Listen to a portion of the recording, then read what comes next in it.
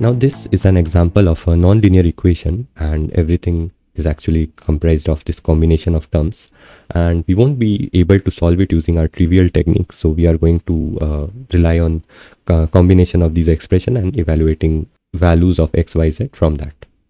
So first I'm going to write this.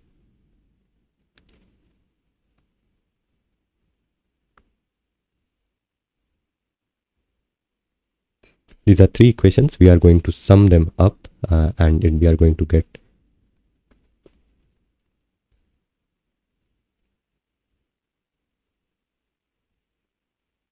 now we have four equations, 1, 2, 3 and 4. Now we are going to subtract 1 from 4 and going to get, again we are going to subtract 2 from 4 and going to get, and again we are going to subtract 3 from 4 and going to get. Now we have gotten the value of these terms. Now we are going to multiply all of these together and going to get x, y, z whole square. Now using prime factorization, I can write that this is equal to 3 square, 2 to the power 6 and 5 to the power 2.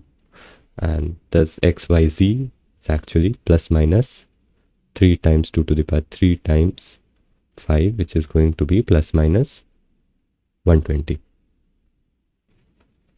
Thus we can compute the value of x by dividing this by this and get x is equal to plus minus 4. Similarly, y is equal to plus minus 5 and z is equal to plus minus 6. And this is our answer, what was required. Thank you so much guys for watching and your patience. Please like and subscribe the channel if you like this video. Thank you so much.